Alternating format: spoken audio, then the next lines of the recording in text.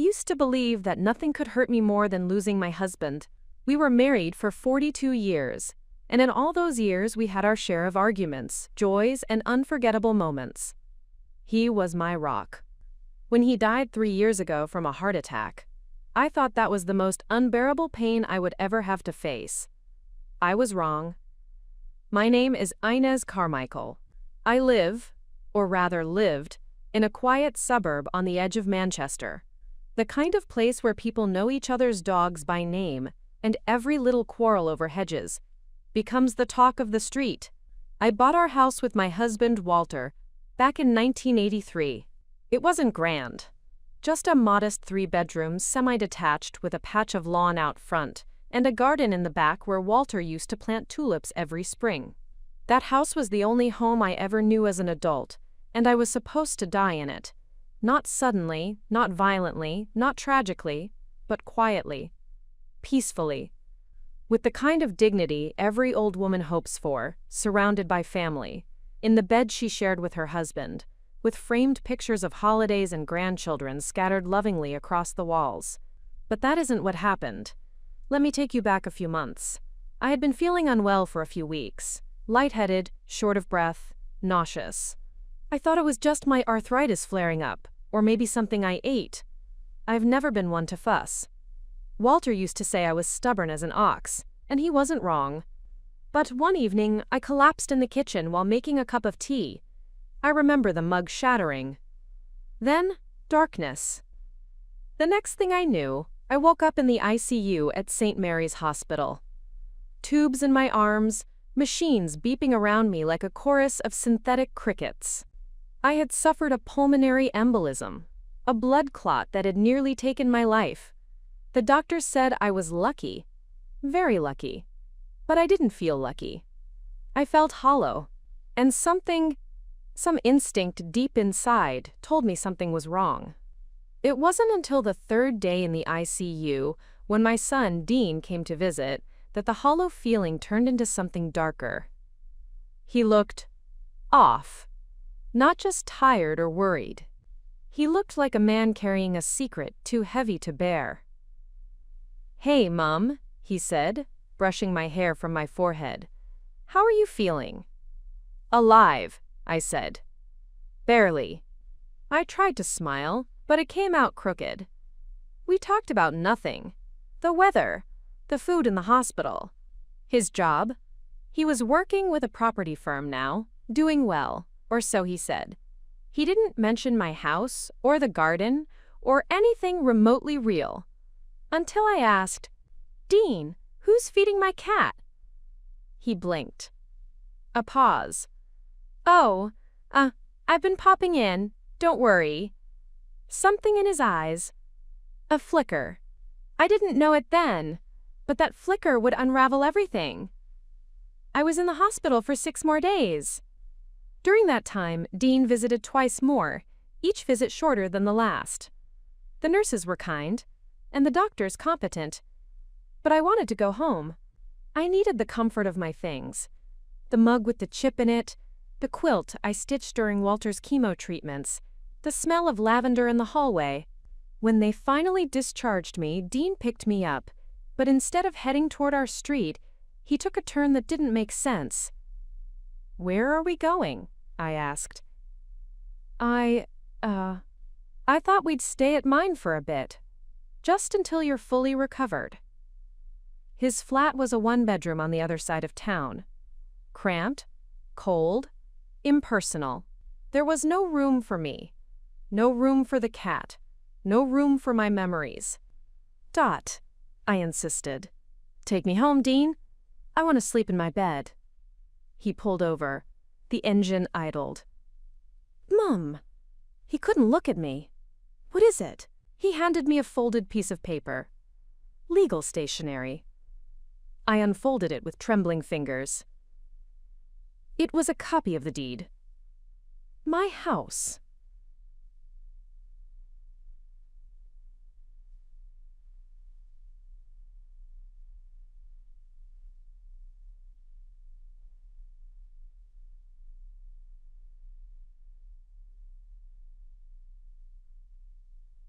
But the names listed were not mine and Walter's. Only Dean's. I blinked. Read it again. Read it a third time. What? What is this? He swallowed. Mom, I had to. The taxes. The paperwork. Everything. It made more sense to transfer it. It's still your home, of course. But legally, you forged my signature? He didn't deny it. Just sat there. Silent. My heart pounded so hard I thought I'd collapse again. Get me out of this car. Mom. Now, Dean. He drove me to the old house. But when I tried to open the front gate, it was locked. Changed. My key no longer fit. The curtains had been drawn. The porch swept clean of the little ceramic gnome Walter placed there decades ago. It didn't feel like home. Dean stood behind me, hands in his pockets. It's just for a while. I'll take care of things. You need rest. Just stay with me a few weeks. I walked away, didn't say a word, didn't look back. I checked into a tiny bed and breakfast near the train station that night. The owner, a woman named Doris, took one look at me and offered tea before asking for payment. I stayed there a week, during which I called every solicitor, every friend of Walter's, every neighbor I trusted. What I learned devastated me. Dean had transferred the house while I was in intensive care, falsified my signature, claimed I was of unsound mind, even provided fake documentation, notes from some quack doctor he probably paid off. My house was gone, and with it, the last tether I had to the life Walter and I built. But I wasn't going to let it end there. That Sunday morning, I put on my best coat, combed my thinning silver hair, and walked into a real estate office near the town center. The man at the desk was young, awkward, and entirely too cheerful. I want to buy a house, I told him. Immediately. He blinked. All right. Any preferences? Yes, I said, smiling tightly. I want the one next door to my son's. He looked confused, but within 2 days the papers were signed. Dean's neighbor, an older gentleman with arthritis worse than mine, was happy to sell. He was moving to Spain. And just like that, I was back, next door, watching, planning. Every morning I sat on my new porch with my tea and stared at my old house. Dean never noticed. Not at first. But he would, because I wasn't done yet, not by a long shot. Before we jump back in, tell us where you're from. If this story moves you, please subscribe. Tomorrow, I have a special story for you. He noticed me on the 5th morning. I was in my robe, navy blue with faded white stripes, sitting on a creaky lawn chair I'd borrowed from Doris at the Band B. The tea in my mug had long gone cold, but I didn't care. I was too busy watching Dean pace his driveway with his phone pressed to his ear. He hadn't seen me move in. Not officially. His house was on the left. Mine, newly purchased and still half unpacked, stood to the right. Between us stood a wooden fence that barely reached shoulder height and offered no privacy whatsoever. Not that I needed privacy. I needed presence. Dean paused mid-pace, his words a distant hum, and looked up. His eyes scanned lazily at first, until they landed on me. For a split second his lips parted as if to speak. But then he caught himself. The phone dropped from his ear. Mom? I didn't move, didn't blink, just lifted my mug and took a long, slow sip of cold tea. He stepped forward. What are you doing here? I live here, I said. Wait, what? Next door, I added. Your new neighbor. Isn't that funny? His face drained of color. You can't be serious. Oh, but I am. Fully documented, notarized, stamped and sealed. Bought it fair and square. Had to, really, since I was removed from my other home. He opened his mouth again but closed it just as quickly. I watched the wheels turn in his head. Panic, confusion, denial, all of it flickered across his face like a bad stage performance. Look, he said finally, I didn't mean for things to go the way they did. I thought you'd be happy. Less stress, more help. You forged my signature. A swallow. You sold my home. Mom, please, can we just discuss it inside? I scoffed. Maybe over a cup of tea in your kitchen while I sit on your sofa that used to be mine? No, thank you. Dean backed away, hands up like I was threatening him with more than words. This isn't healthy, Mom. No, I said. It's not. But it's mine now. This house, this spot, this view of your betrayal. It's all mine. He walked back inside, slammed the door, and I smiled. I spent that afternoon putting my garden in order. The previous owner hadn't done much with it, just patches of overgrown weeds and cracked flagstone. But I saw potential. I always did. Walter used to say I had an eye for the soul of things. I cleared a corner for flowers. I ordered tulip bulbs. And when I went into town, I made sure to stop at the market for fresh lavender, the exact scent Walter used to place in our hallway, back when home still felt sacred. Over the next week, I became a fixture. That strange old woman who sat on the porch each morning, pruning roses and sipping tea like it was a job. I waved at the postman, said hello to neighbors who didn't yet recognize me. I even invited Doris over one evening to share a slice of lemon tart I'd bought from a bakery down the road. Dean watched all of it from behind his blinds. He never waved back, but that was all right. Because I wasn't just here to haunt him, I was here to rebuild. And rebuild I did. The house was older than mine. The plumbing wheezed every time I flushed. The wallpaper peeled in strange places, like someone had once tried to cover secrets that refused to stay buried. But it was sturdy, honest, and it needed me as much as I needed it. I stripped the walls, patched the leaks, and scrubbed every corner until my hands ached. I didn't have the strength I used to, but I had will, more than ever. Some evenings I'd hear Dean in his garden yelling on the phone about tenants, deadlines, money, and I'd sit by my window sipping wine, watching the stars. But peace didn't last. One Thursday morning, I stepped outside to find something nailed to my fence. An eviction notice, but not for me, for him. At first, I thought I was mistaken, but the address was clear. 22 Wexford Lane. Dean's house. He hadn't paid the mortgage. My son, the property genius, had let his own house fall into foreclosure. I didn't rejoice. Not immediately. I just stood there, reading the paper twice, maybe 3 times. Part of me hoped it was a mistake, but the red stamp in the corner, the official crest of the county, told me otherwise. He stormed out minutes later. Mom, did you see? I did.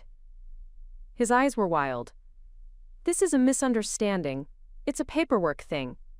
The firm I work with, we're resolving it. I nodded slowly. I mean it, he said. You don't have to gloat. I'm not. Yes, you are. I'm watching, I said. That's all. He said something under his breath and went back inside. I didn't know what would happen next, but the eviction notice changed things. It shifted the ground beneath both of us. Suddenly, I wasn't just next door.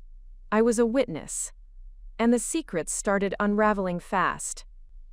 2 days later, a woman knocked on my door. Tall, sharp heels, clipboard in hand. Mrs. Carmichael? Yes. I'm with social services. We received a complaint. About? About you. Claims of cognitive decline, unfit to live alone. I blinked. Laughed once. Are you serious? She didn't smile. I'd like to come in if that's all right. It wasn't, but I let her. She checked the cupboards, opened the fridge, took notes. How often do you eat? She asked. Daily, like most mammals. She didn't laugh. Do you manage your medications yourself? Yes, and my taxes. And apparently my son's failures. She paused. Excuse me. Never mind. She left 30 minutes later with a folder full of nothing and a scowl on her lips. I knew who'd called her. Of course I did. Dean. Trying to paint me as senile, fragile, unfit. so he could take whatever was left of me. But I wasn't done. No, I was just getting started. And as the sun set behind the row of quiet houses, I stood on my porch with a cup of fresh tea and watched Dean's lights flicker through the blinds. His world was crumbling, and he had no idea how far I'd go to hold mine together. Continued directly in the next part. The next morning, I walked to the bakery on Elm Street. The air was sharp, the kind that bites the tips of your ears and turns your breath into ghosts. I didn't wear gloves. I wanted to feel everything. The baker, Harold, greeted me like an old friend. We weren't, but kindness from strangers has a way of softening the cold. I bought 2 scones, a loaf of sourdough, and a hot coffee that warmed my hands as I walked back.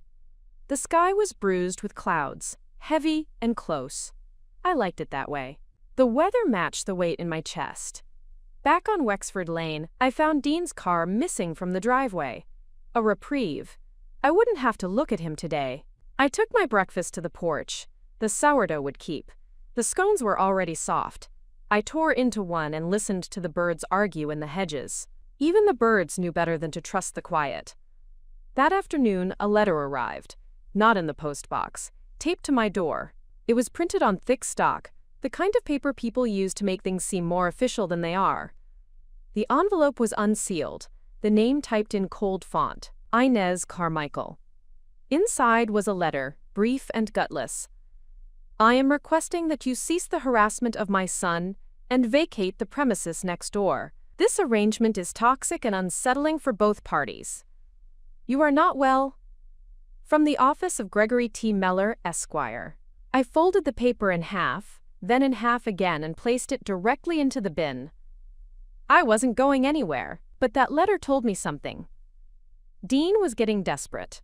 Later that week, I was in my garden, pruning the lavender and humming to myself, when a boy came around the back gate. Teenager. Hoodie too big, jeans too short. Hey, he said, avoiding my eyes. You're the lady, right? Depends what you mean by the lady. You live next to Mr. Carmichael? I do. He scratched the back of his neck. He said I should mow your lawn. Said you needed help. I stood up straight. He sent you? Yeah. I'm Tyler. I live down on Marston. How much is he paying you? 20. Tell him I said thank you, but no. And keep the 20. The boy blinked, surprised. You can go, I said. He nodded and shuffled off. I watched him disappear around the corner, and when I looked back at Dean's house, his curtain twitched. I didn't sleep that night. Not because I was scared. Because I was angry. Angry at the assumption that I would bend. That I would crumble under small acts of manipulation. That he could pay teenagers to chip away at my will like termites at old wood. But I was not old wood. I was steel in storm. And I knew finally what I needed to do. I got up at 5 the next morning, dressed, ate a single piece of toast. Then I walked to the community office and requested public records. I had a name now, Gregory T. Meller, a solicitor. I looked him up, found out he had 3 complaints filed against him in the last year. Nothing stuck, but it was enough to know he was the kind of man who'd bend rules for a paycheck. I called a friend, Eleanor. She was 2 towns over, a retired clerk. Her late husband had been in local government for years. Eleanor, I said, I need a lawyer, not just any lawyer. Someone hungry, someone sharp. She gave me a name, Jada Monroe. I called that afternoon. Jada was young, American, voice like gravel and silk. We spoke for an hour. I told her everything, from the forged documents, to the eviction notice on Dean's door, to the social services visit. She listened. Didn't interrupt once. At the end, she said, Mrs. Carmichael, I don't take cases unless I believe in them. And do you believe in me? I asked. I do. We met the next day at a cafe near the courthouse. She had a laptop, a leather-bound notepad, and eyes that didn't miss a thing. She asked for documents. I provided copies of everything. The fake deed, the hospital records, the bills, the social worker's card. I even gave her a list of neighbors who could confirm that Dean had no right to sell that house. I want it back, I told her. Not just the house. I want the truth on record. Jada nodded. Then let's make some noise. We filed the initial complaint that week, a civil suit for fraudulent transfer, elder abuse, and property theft.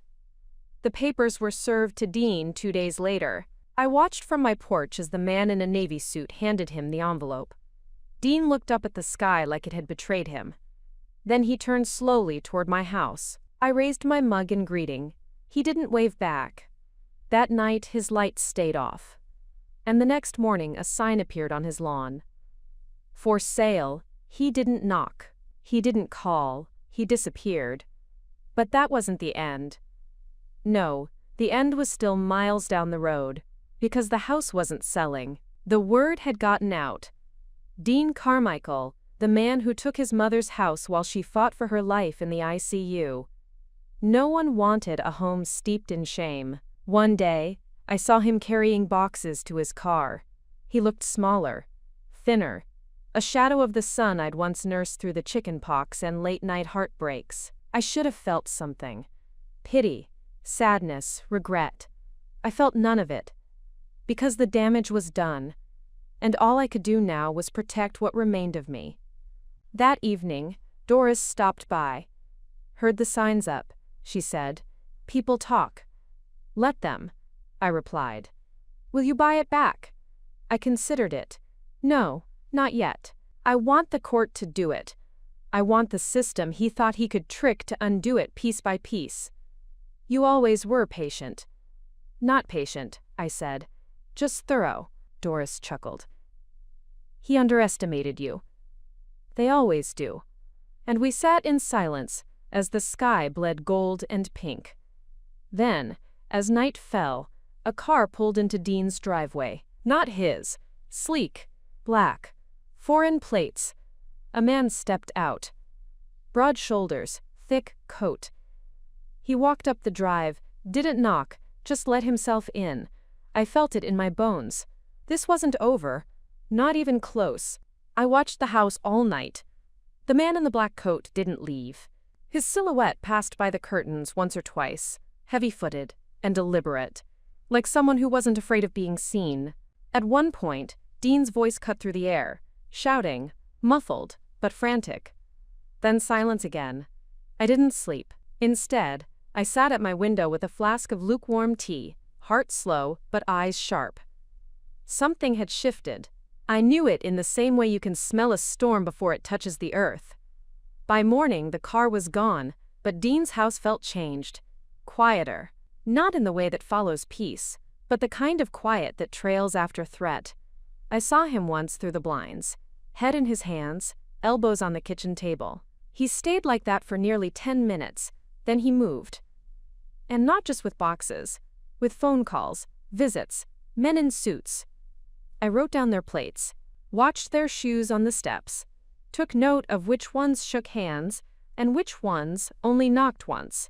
Something was unraveling behind that door, and for once, it wasn't mine. Jada called later that day. Dean's lawyers filed a motion to dismiss, based on lack of evidence. Lack of evidence? I asked. She exhaled. It's a tactic. They know we have enough, but they want to see if you'll back down. They're wrong. I know. She told me she'd counterfile, that a hearing would be scheduled, that I needed to be ready. I was born ready, I said. And I meant it. 2 days later, a letter came, not taped to my door this time, a proper one, sealed and stamped and smelling faintly of regret. It was from Dean. Mom, I don't know how we got here. I mean that.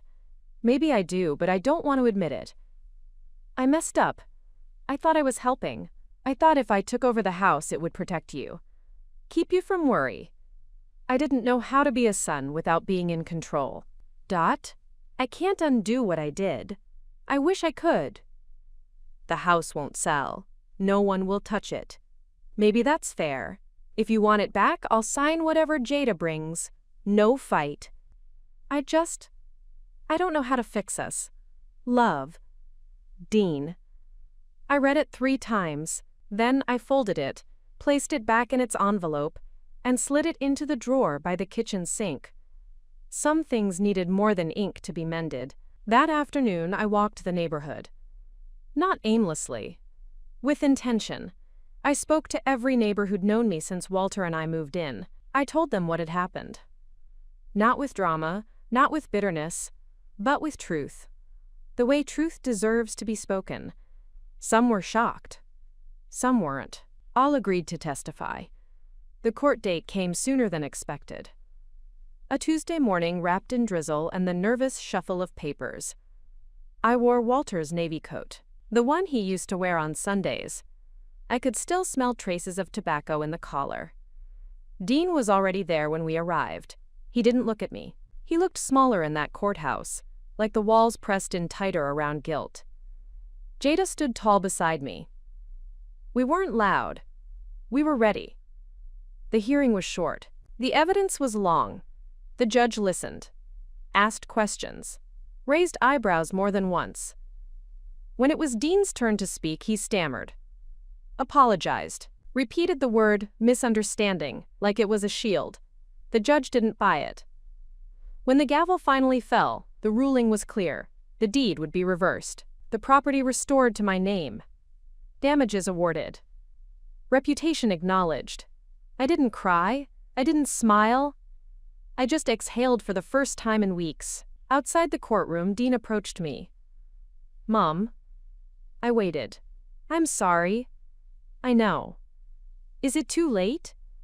For the house? I asked. No. For us. I don't know yet. He nodded. Okay. I walked away before he could say anything else. The next morning I stood at the gate of my old home. A locksmith beside me, fresh keys in hand.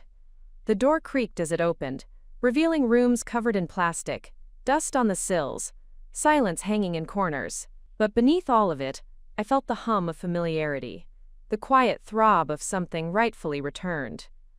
I stepped inside, ran my fingers along the banister Walter had varnished himself, opened the curtains wide, and I began again, not just in the house, in myself. The legal battle had ended, but what came next, what truly mattered, was how I chose to live with the scars. And I would, because now, the house was mine again. But more than that, I had finally remembered who I was, and I would never forget it again. The first night back in my home, I slept on the floor. Not because there wasn't furniture, the movers had returned my things within hours, but because I needed to feel the ground. The old pine wood beneath the carpet still groaned with the same weight it always had, like it remembered me. I lay there, wrapped in a blanket, eyes on the ceiling Walter had painted sky blue one winter. A single cobweb danced in the corner. It comforted me somehow, knowing the house had aged with me. Morning came with the creak of pipes and the soft glow of sun pressing through gauzy curtains. I boiled water on the same stovetop Dean had once scorched while learning to cook eggs. The kettle still whistled like an old friend. The scent of toast and brewed tea filled the kitchen. My kitchen. Again. But peace didn't come instantly. Not really. Reclaiming space is different from reclaiming calm. The house remembered everything, and so did I. Every doorway reminded me of an absence. Every photo frame told two stories, the life we lived and the one stolen from me. I spent the morning cleaning, not just dusting, but scrubbing away the grime of betrayal. Dean hadn't lived there long after taking it, but his presence lingered like smudges on glass. It took hours before I could sit on the couch without flinching. Midday, I took a walk down to Doris's shop.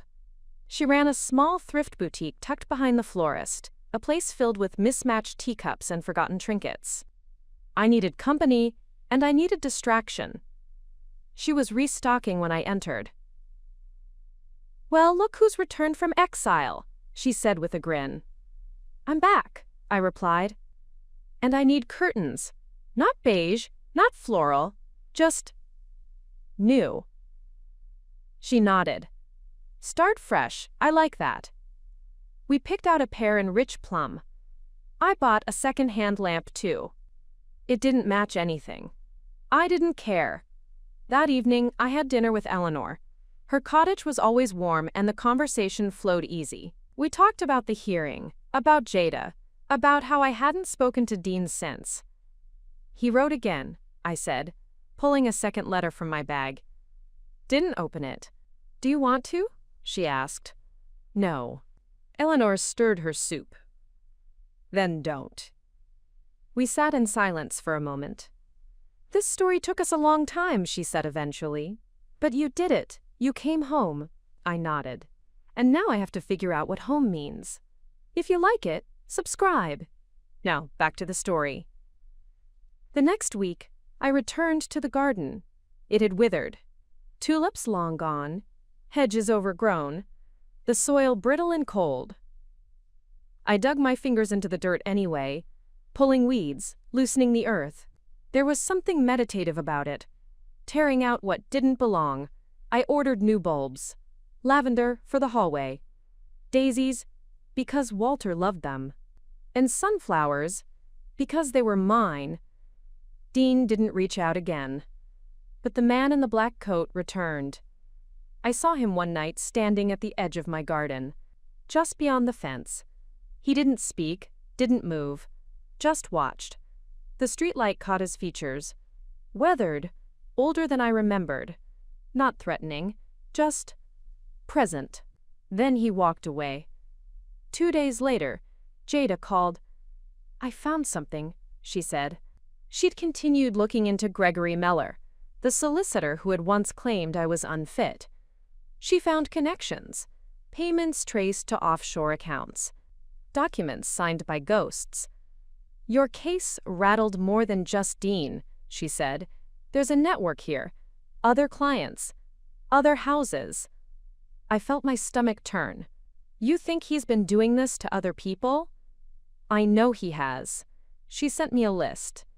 7 names, all women, all over 50, all who had transferred ownership of their homes under suspicious circumstances. What do you want to do? She asked. Help them, I said. Whatever that means. I didn't sleep much that night. My home felt different again. Not unsafe, but charged. Like I'd reopened a door I didn't know existed. The next morning, I invited Doris over. I need help organizing a meeting, I told her. For women like me. Women who've been told they're too old, too soft, too senile to fight. She blinked. You're serious? Deadly. She clapped her hands. Then let's do it. The first gathering happened in my living room 2 weeks later. 5 women came. None of them smiled when they entered. All of them smiled when they left. We shared stories, pain, laughter that trembled but didn't break. I made tea in mismatched mugs and gave out notebooks. Write down everything they told you couldn't do, I said. By the end of the night, the pages were full. And I knew I'd found my next chapter. Inez Carmichael had reclaimed her house. Now she was going to help others reclaim theirs. Because injustice doesn't end when one person wins. It ends when the silence is broken, and I was done being quiet. 3 weeks after the first meeting, my living room felt like a war room. There were now 10 women, their voices sharper than when we'd first met. At first they'd been unsure, their words delicate, almost whispered. But now, we had maps, records, patterns. We had names. They brought documents, some with forged signatures, others with suspicious transactions. We compared notes, drew timelines. In some cases, the same notary had been used. In others, the same bank manager, always one step removed from scrutiny. Gregory Meller's name showed up 5 more times. And more interestingly, so did the name of a man I had only seen twice. Once on the night Dean fell apart, and again at the edge of my garden. I still didn't know his name. But the women had. He had visited them too. He came to my doorstep, one said. Her name was Clara, 71 and tough as rail spikes. Didn't threaten, just watched. Like he was making sure I'd stay quiet. Another, Maria, said he came to the nursing facility where she was recovering from surgery, stood outside her window, never said a word. He's not just a messenger, I said. He's a handler. What does that mean? Someone asked. It means he keeps the dominoes from falling. But they were falling now. Jada had agreed to meet all of them. She cleared her schedule for the weekend. And we organized files until our eyes burned. We weren't just filing lawsuits. We were building a network. And that meant risk. The night before Jada's visit, someone broke into my garden. They didn't steal anything. Didn't break windows. Just pulled every tulip from the soil and smashed the planter boxes across the grass. The sunflowers were slashed at the stems. The gate was left wide open. A message. But I wasn't 17, and this wasn't a horror film. I took pictures, called the police, made a statement, and then I brewed tea and walked across the street to Clara's house. They came, I told her. She looked at the marks on my hands, scratches from clearing debris, and nodded once. Then we're getting close. Jada arrived at noon the next day. She didn't come alone. With her was a second woman, tall, brown-skinned, sharp-dressed, and even sharper-eyed. This is Tasha, Jada introduced. Investigative journalist. She's interested in your story. I eyed the woman. In all of it? Tasha smiled, especially the parts they hoped no one would believe. We held our meeting in the kitchen this time. The living room was too small and too sacred. I set out scones and tea, but no one touched them. For 4 hours we built the case. Gregory's connections. The fraudulent deed transfers. The coerced signatures. Every piece stitched together like a tapestry of theft. Tasha recorded everything. Every statement. Every gasp. And when it was done, she looked at me and said, "We can publish this, expose it, but only if you're ready." I nodded. We're ready. That night, I watched the rain hit my windows in sheets. The garden was ruined, but my resolve wasn't. Jada stayed in the guest room. Tasha took the spare at Clara's.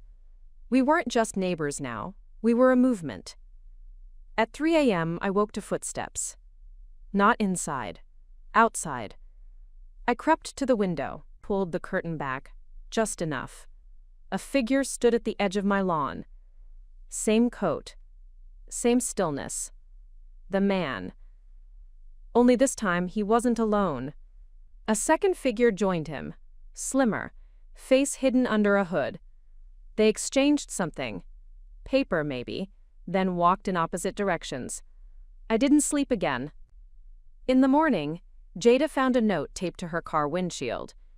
"You're meddling in things bigger than you."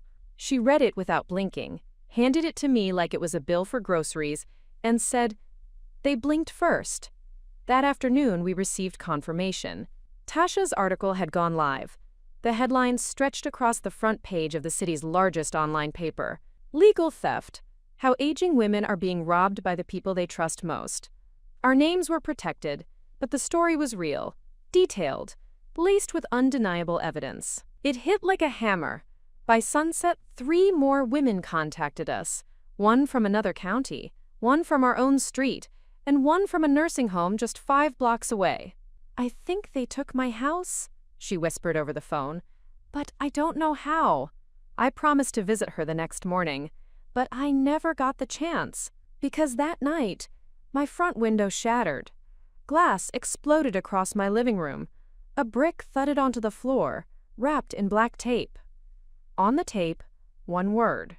Enough. I called the police. Again, they came. Took notes. Told me they'd patrol the street for a few nights. But I could see it in their eyes. Fear of something deeper, something too organized for comfort. Still, I swept the glass myself, made a pot of tea, and lit every light in the house. We weren't done. We were just beginning. Because now it wasn't just about my son or my house. It was about all of us. And if they thought we'd go quiet again, they hadn't been listening. Not nearly close enough. The following morning, I replaced the window myself. The repairman offered. He was kind, mid-30s, careful with his tools, and even more careful with his words. But I told him no. "I've built enough to know how to fix what breaks," I said. even when it's shattered. He nodded and handed me the replacement pane with gentle fingers. It took 2 hours, and when I was done, my hands bled from tiny cuts I hadn't noticed until the sun caught the red against my skin. Jada came by midday, holding a folder stuffed with more papers. She saw the dried blood and said nothing. Just set the folder down on the table and made tea like she'd lived there her whole life. "What now?" I asked, wiping dust from the sill. "We escalate," she said. The article had gone viral overnight. Dozens of messages. Women from across the country, some angry, some grieving, some simply asking if they were crazy. "You're not," I whispered aloud, as if they could hear me. Tasha arrived later with a camera crew. "We're taking it visual," she said. "A short documentary. No names, just faces, places, shadows. But the truth, always." I led them through the house, pointed to the spot where the brick landed, the gouge it left on the wood floor, the torn-up garden outside. They filmed everything. Clara came by with Maria, both dressed like church was in session. They sat on the couch while I was interviewed, nodding silently, affirming with their presence. We weren't just survivors. We were testimony. By evening, the house hummed with voices, gear, coffee cups, open laptops, and the murmur of strategy. That's when the man in the black coat returned. He didn't come to the door. He stood across the street, just outside the wash of the street lamp. Still. Watching. Jada noticed him first. "Is that?" "Yes. Has he done anything?" "He doesn't need to. Not yet. But this time, Tasha saw him too. She handed a camera to her assistant. "Film him. Don't approach. Just get it." The man didn't move, didn't react, but after 10 minutes, he turned and disappeared into the night. We stayed up late, the sound of keys clacking like distant gunfire. And then, just before midnight, Jada's phone rang. She listened, frowned, hung up slowly. "Mellor's firm just pulled their website," she said. "What?" "Everything. Contact info, staff list, even their office listing. It's gone. Scrubbed." "They're running," I said, "or shifting. They won't vanish that easily." "No," she agreed. "But they're getting ready for war." The documentary aired 3 days later. 22 minutes of raw, unsettling truth. Faces blurred, voices altered, but the stories cut through the screen like knives. It spread fast. National news picked it up. Then international blogs. Women wrote in from as far as Ireland and Canada. Similar stories, similar grief. We gave it a name: Silent Repossession. Tasha created a landing page. Jada started a helpline. Clara and Maria organized a monthly meetup. We weren't a neighborhood alliance anymore. We were a resistance. But resistance draws attention. And that week, my cat didn't come home. She never wandered far, always stayed close. She was old, like me, stubborn, like me, and deeply mistrustful of strangers. I searched for hours, called through the garden, left food, shook her treat jar until my arms ached. Nothing. I found her the next morning in a cardboard box left near the garden gate. Alive, thank God, but sedated. Her eyes unfocused, legs weak. There was no note, no signature, just a strip of duct tape across the box lid. I held her close all day. She didn't move much, just purred faintly against my chest. They were escalating. But so were we. Tasha sent the footage of the man in the coat to a contact in London, a tech-savvy journalist who ran facial recognition through public databases. It took 48 hours. His name was Lawrence Shaw, former private security, discharged from multiple firms, quietly hired by private law groups with unsavory clients, including Gregory Mellor. Shaw wasn't just a handler, he was an enforcer. Jada brought the file to the police. They opened an investigation. Reluctantly, "We'll look into it," they said. It wasn't enough. So we went higher. Tasha aired a follow-up report. This time, no blurring, no distortion, just raw footage of Lawrence Shaw staring into the camera like a challenge. "This man has stood outside the homes of elderly women across the county," she said. "And no one has asked why." Now they had to listen. Parliament members issued statements. Social services began audits. Local councils were forced to confront years of silence. And all the while, Inez Carmichael sat in her garden, broken planters at her feet, cat asleep in her lap, watching the world tip. Because sometimes justice doesn't come in a courtroom. Sometimes it comes when silence is broken, and eyes are finally forced to see. And we were far from done making them look. A week after Shaw's face aired across every major screen and feed in the country, my garden was full of cameras again. Only this time, it wasn't for a documentary. It was an invitation. Tasha and Jada had arranged it. Dozens of reporters, advocates, community leaders, and a small sea of folding chairs. We called it a community tribunal, though we had no legal authority. But we didn't need it. We had voices. And more importantly, ears that were finally listening. We strung lights between trees, draped the broken garden boxes in white linen. Clara's granddaughter played soft violin as people filtered in. The police showed up, not to shut us down, but to watch. Quiet, uncomfortable, but present. Dean did not come. I had mailed him a letter, not an invitation, just a statement. You may not care about truth, but truth still arrives. I didn't expect a reply. None came. The women spoke in turns. Not just the 10 who started with me, but dozens more. One by one, they stood at the mic, trembling hands clutching papers, photos, copies of deeds, court letters. "My brother sold my flat while I was in hospice," one woman said. "My daughter convinced a doctor to declare me unstable. I was gardening when the notice came," said another. "My caregiver forged my signature while I was asleep." Each voice chipped away at the wall that had kept us invisible for too long. And when it was my turn, I stepped to the mic with no paper, no notes, just a photograph of Walter tucked into my coat pocket. "I'm not here because I'm angry," I began. "Though I am. I'm not here because I want revenge. I don't." The crowd leaned in. "I'm here because silence is a thief. It steals your strength, your memory, your home. And I let it for too long." I looked out over the heads and lights and camera lenses. But I remembered something. Something Walter used to say when I was too tired to argue. "Truth has legs, Inez. It'll outwalk any lie if you give it a little time." A murmur rippled. So here we are, walking truth back into the light. One step, one voice, one home at a time. When I stepped down, they stood. All of them. The sound of hands clapping was thunder in my chest. Later that night, as the last chairs were folded and the lights taken down, Jada sat beside me on the porch. "We're making enemies," she said. "Good," I said. "That means we're making change. But change brings cost." The next morning, Jada's office was vandalized.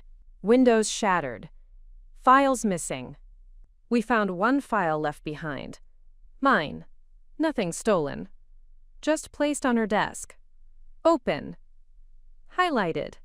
A threat that said, "We see you." Tasha flew to London the same day.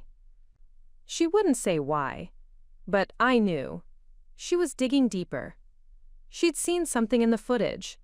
Something in Shaw's eyes. He hadn't returned since his last silent appearance. But others had. Men in unmarked cars parked further down the street. Same time each day. Rotating drivers, but always the same posture. Waiting, documenting. The police took reports, filed them, shrugged. Until something happens, our hands are tied. I was tired of waiting for something to happen. So I called Dean, not to beg, not to rage, to ask a single question. Who else was involved? Silence on the other end. "I know about Shaw. I know about Mellor. But I want to know who brought them to you. Who first whispered this into your ear?" Dean exhaled. It sounded like a man digging out of his own grave. "I didn't find them," he said. They found me. Where? After you collapsed. At the hospital.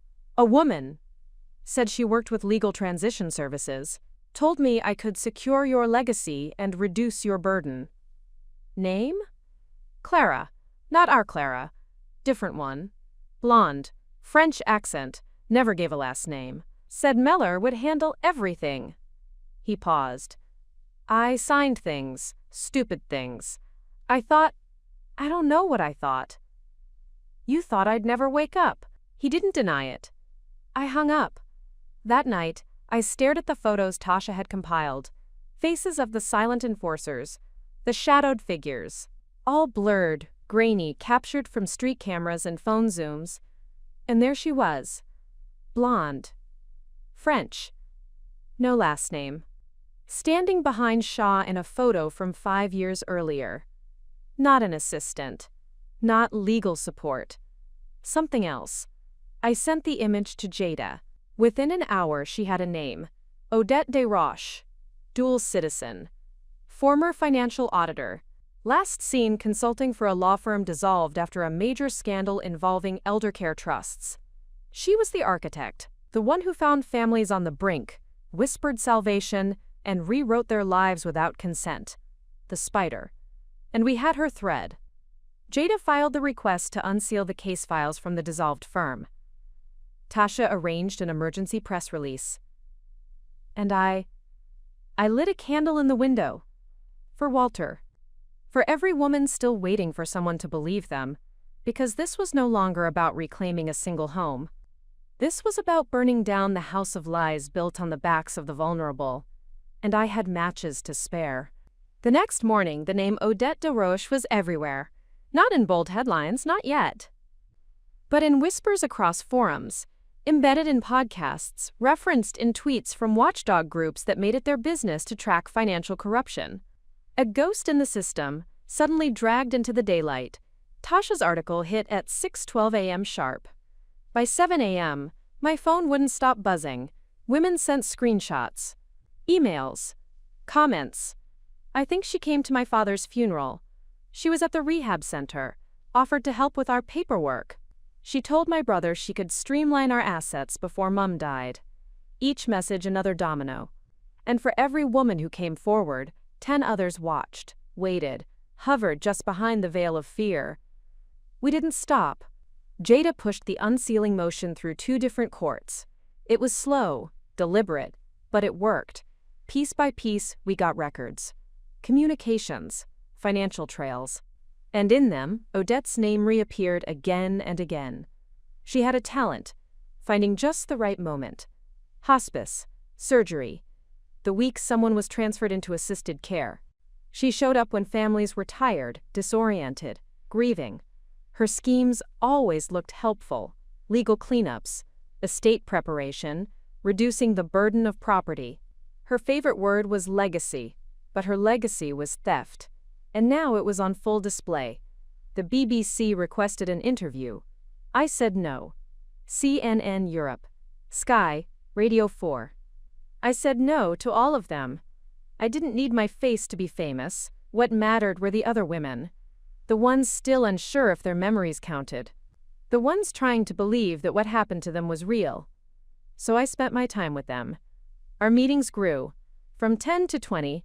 From 20 to over 50. We couldn't fit in my house anymore. Clara contacted the church. They gave us the fellowship hall. No questions asked. Every Wednesday, the room filled. Not with silence. Not with shame. But with voices. Some shared their stories. Others just listened. But the power was the same. Presence. And then, on a windy afternoon, Dean showed up. He stood in the doorway like someone who had rehearsed 10 different ways to walk in and then forgot all of them. Some women stiffened, others frowned. I stood from the folding chair at the front and faced him. "I'm not here to interrupt," he said. "I just wanted to see it. What you built." I studied his face. The bruises of guilt had not faded, nor should they. "You can listen," I said, "but only if you don't speak." He nodded. Found a chair in the back, sat through the entire 2 hours without a word.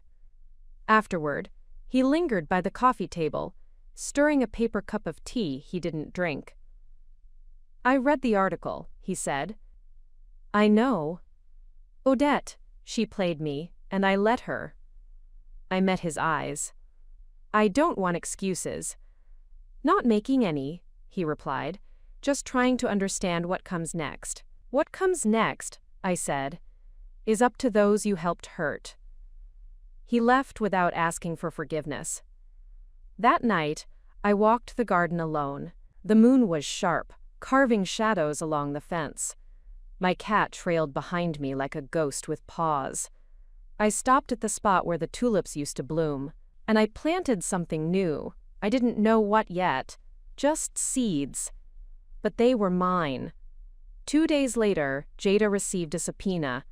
Odette's lawyers were moving, not to deny, but to counterattack, defamation, false allegations, damage to professional reputation. "It's posturing," Jada said, pacing my kitchen. "They want us to back off, to drain our energy." "Then we don't give them the satisfaction," I said. But that night, a letter came to my door.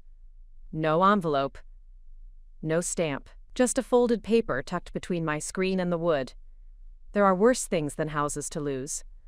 I read it 3 times. Burned it in the sink. Then I called Clara. "I need someone at the meetings. Security. Someone who knows what to watch for." She laughed. "Already on it. My nephew's ex-military. He's got a badge and a beard." The next meeting had a different feel. Sharper. Everyone sensed the stakes had changed. Tasha joined via video, her screen grainy from some remote countryside where she was tracking another lead. Odette had vanished. Phone off.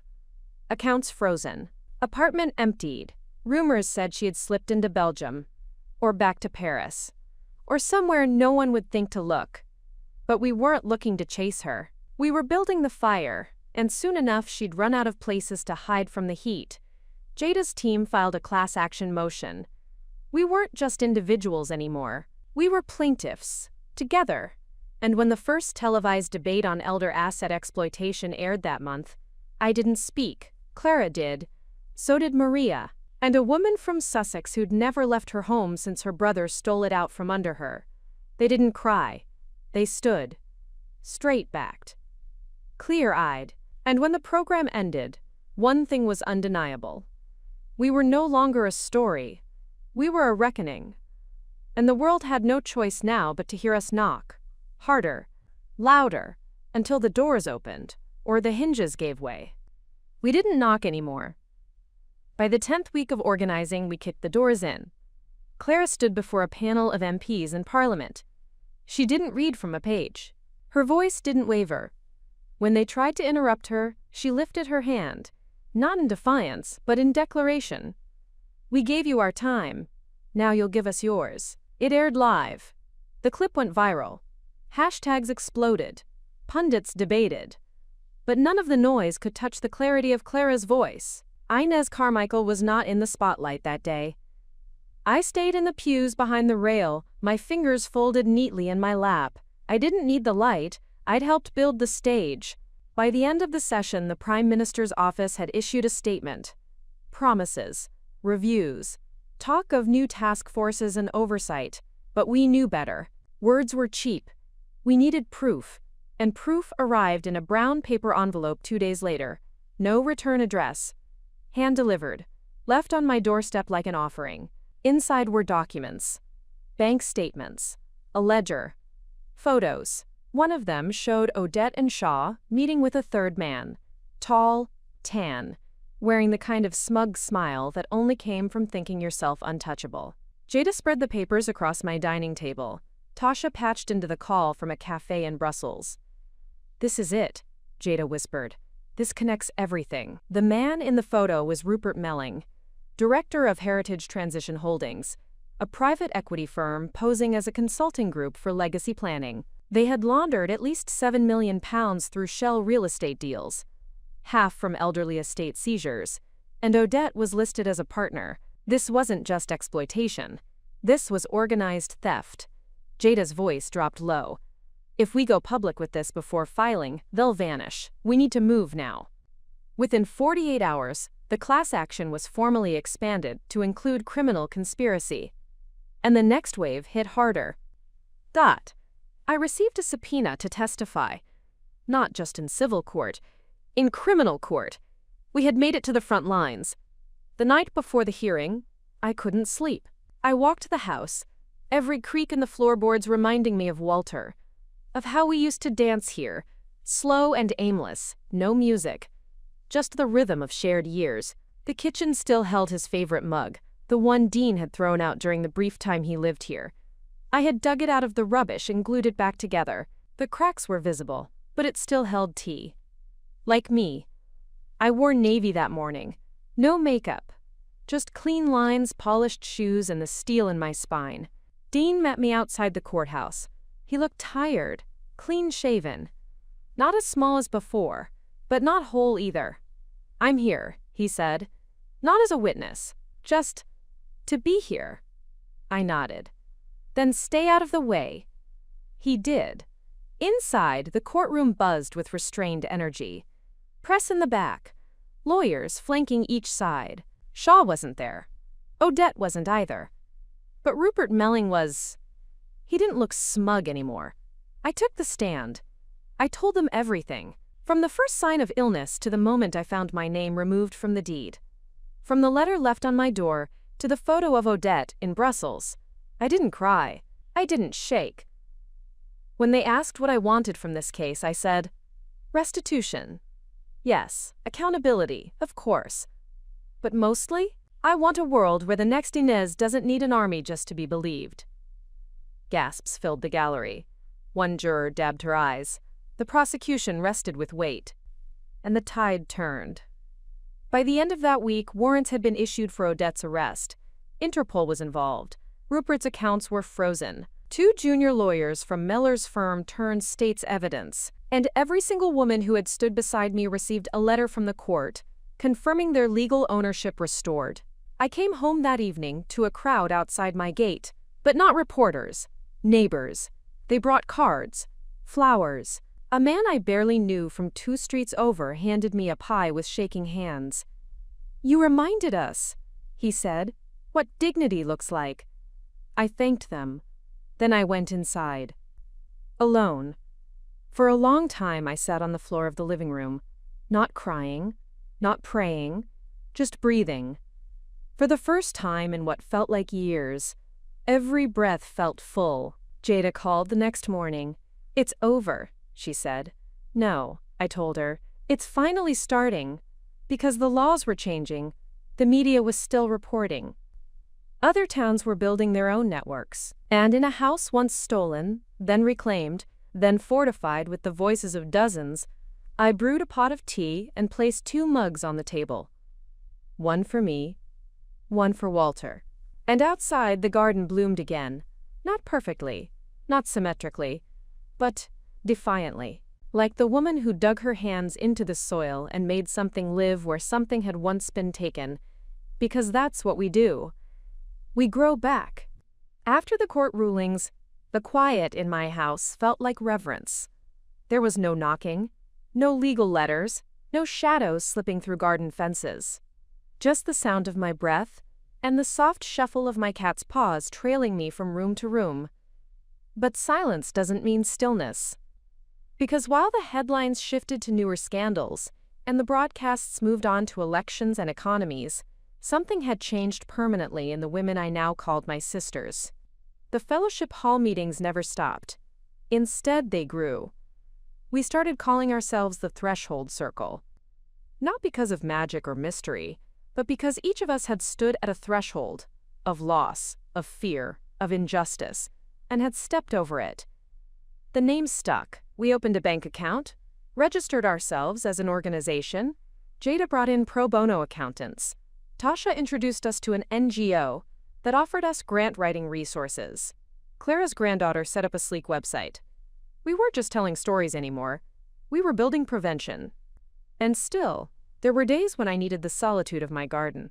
I spent more time there than anywhere else, replanting bulbs, mixing compost, adding paths lined with stones I gathered from the canal. There was no symmetry in it, no design from any book. Just intuition and patience. That garden, once destroyed by grief and anger, now felt alive again. Wild, but not lost. One day, while I was pruning back the lavender, a letter arrived. Handwritten. No return address. Inside was a single page. I hope the soil remembers your hands. I was wrong. I'm trying to learn what right even looks like. Dean. I folded the note, tucked it into the drawer beside Walter's mug, and said nothing. Not out loud. Some bridges stay ash. And yet, forgiveness doesn't need a parade. Sometimes it just needs quiet space to settle. The next day, Clara called, "You need to come down here." "Where's here?" "The hall. It's urgent." I grabbed my coat, the one with the worn collar and deep pockets that always carried the right weight. When I arrived, the room was packed. Not with just women anymore, but students, social workers, lawyers in training. At the front of the room stood Tasha, holding a microphone. "We're launching an initiative," she said. "Real-time education for families. Free courses. Identifying legal red flags. Navigating power of attorney. Understanding estate language. All in honor of the women who stood first." She gestured toward me. Everyone turned. I froze. And then, slowly, I walked to the front. I said only this: "If you have to explain why you matter, the system is already broken. So let's stop asking permission to be seen. Let's start demanding we never be erased." It was the first time I saw Tasha tear up. We got a small grant that month, enough to rent space for a year and pay 2 part-time coordinators. Jada taught a monthly seminar. Clara ran the volunteer desk. Maria handled outreach to nursing homes. And me? I taught Saturday mornings. How to read a deed. How to trace your signature. How to write a will that can't be twisted. No glamour. No fanfare. Just survival skills dressed as paperwork. And people came. From towns over. Counties away. Some from other countries. They sat with notebooks, asked questions, brought files. We didn't always have answers, but we always had ears. And slowly, the circle became a force.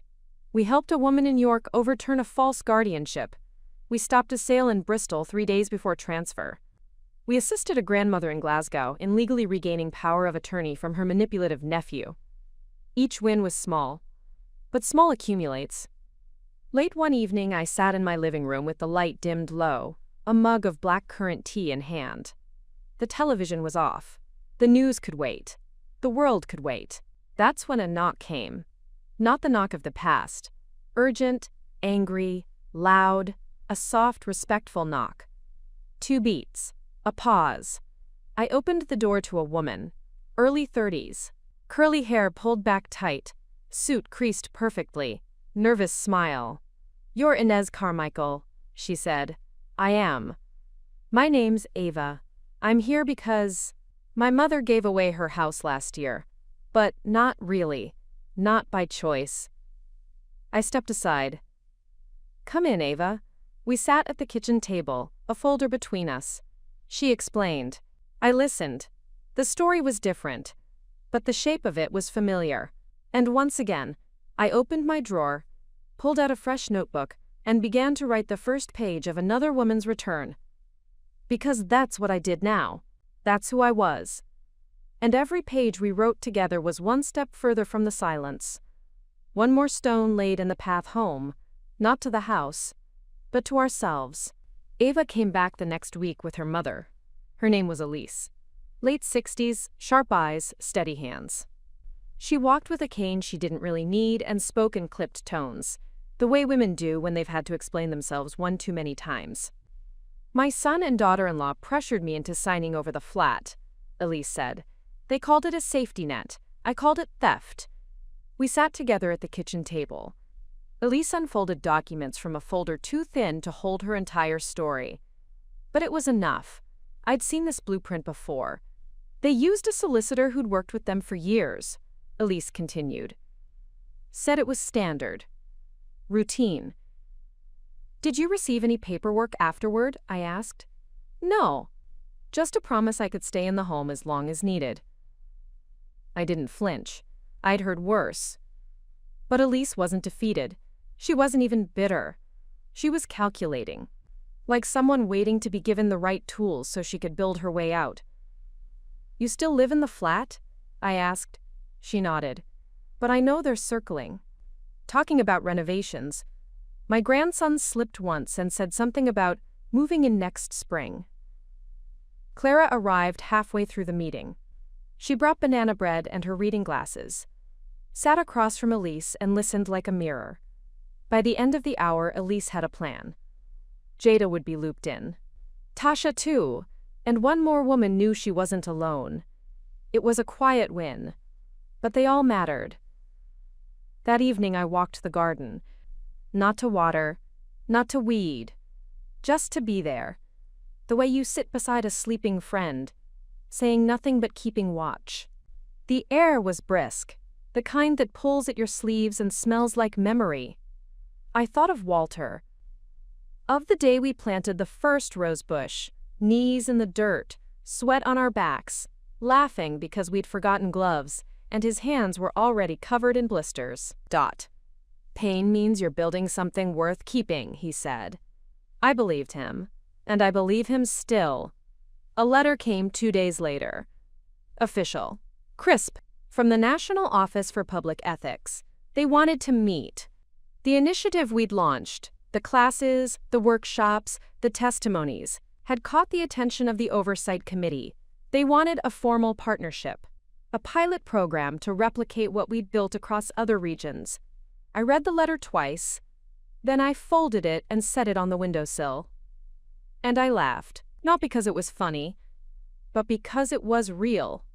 We were real. The next Wednesday at the fellowship hall, we shared the news. Gasps. Cheers. Applause that felt like the floor itself humming. Jada brought champagne. Clara brought those lemon bars that stuck to your teeth. Maria cried and claimed it was just allergies. It wasn't a victory, it was a beginning. I called the new class series the Ledger Sessions, because every loss leaves a mark, and every reclaimed page deserves to be written. We started with 5 locations, then 10. We trained volunteers, built toolkits, created modules on everything from how to protect assets to how to spot coercion masked as care. The phrase we stamped on every folder was simple. Dignity doesn't expire. It caught on. A retired lawyer from Kent joined our team. A university sent interns. A nonprofit in Wales offered to cover transportation for attendees. One morning, while restocking supplies at the fellowship hall, I found a bouquet of sunflowers left at the door. No card, just a ribbon. I placed them on the welcome table. Let them speak for themselves. That weekend, Dean visited. Unannounced, uninvited, but not unwelcome. He stood outside my gate, hands in his coat pockets, eyes shadowed by years he hadn't yet learned how to carry. I'm not here to fix anything, he said. Good, I replied. It's not yours to fix. He hesitated. I started volunteering at a shelter. Admin work, nothing big. I nodded. That woman. Odette, he continued. She's still out there, isn't she? Probably. He looked down.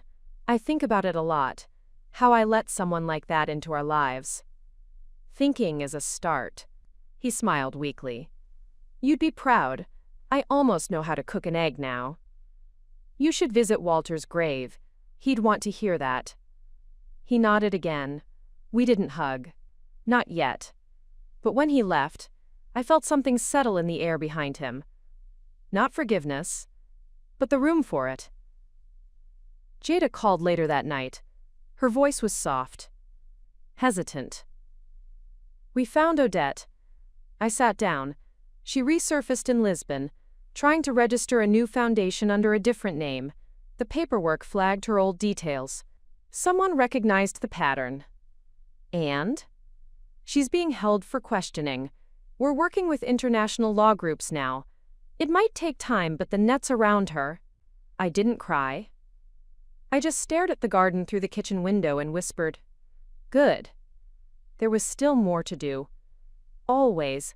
But that night, as I walked through my home, every creaking floorboard felt like a drum beat. Steady. Alive. And I knew that whatever came next, we'd face it standing. Not alone. Not voiceless. But rooted. Like the garden that bloomed in defiance. Like the ledger we now wrote with our own hands. Like the house that tried to forget me but couldn't. Because I came back. And I stayed. And I grew louder. The night Lisbon made the news, my garden flooded with candlelight. Not from me. The women brought them. Small glass jars, tea lights flickering against the dusk. They lined the walkway, the porch steps. Even the old bird bath Walter once tried to turn into a fountain. Each flame was a name. A story. A reminder. We didn't speak much that night. Just shared looks. Nodded. Handed off mugs of spiced tea and soft blankets. We weren't celebrating. We were acknowledging. A predator had been named. Found. Cornered. But justice was still walking. Slow. Careful. Fragile. I stood on the porch, arms crossed, watching the glow stretch like a ribbon through the garden. And then I said aloud what had sat at the center of my chest all week. She'll say she meant well, that she gave options, offered stability. Clara, sitting just behind me, nodded. And she'll say we said yes. But they never mention the pressure behind the yes, Maria said softly. The way they offer comfort like a lifeline, and pull the rope after you grab it. I looked at them, each of them older, wiser, marked, but upright. She can say whatever she wants, I said, because the world already heard what we said back. The candles burned late into the night. When I blew them out one by one, I whispered names, not just ours, but those who hadn't lived to reclaim anything. Names Tasha had uncovered. Margaret from Newcastle, deeds stolen while undergoing chemo. Joan from Camden, died in assisted living with no knowledge her flat had been sold. Helen from Dorset. A false diagnosis of dementia gave her brother control over everything. We said their names now. We carried their stories forward. The following week, Parliament announced the Elder Safeguard Initiative. It had taken 13 weeks of noise, letters, videos, and testimony. But now, they had to act. The proposal included mandatory third-party audits for asset transfers involving senior citizens, required legal counseling sessions before signing over property, and a national registry of flagged legal firms with repeated complaints. It was a start. Not perfect, but it was ours. We held our next threshold circle gathering at a town hall 4 districts away. 100 seats, all filled. Some standing, women, men, caregivers, students. Even a few solicitors who wanted to learn how not to be complicit. I took the stage, held up a copy of my old deed. This was once my home, I said. Then it was taken. Now it's not just mine again. It's proof that we can fight, that we can win, and that we can protect others before they ever have to know what fighting feels like. Thunderous applause. But it wasn't the clapping that stayed with me. It was the silence after. The kind of silence where understanding lives. That weekend, Elise brought a gift. A stained glass sun catcher she'd made herself. It was the shape of an open door. Put it in the kitchen window, she said, so light always knows how to come in. I cried when she left. Not out of sorrow, out of release. One morning I awoke to find Dean sitting on the garden bench. He wasn't fidgeting, just watching the wind pass through the lavender.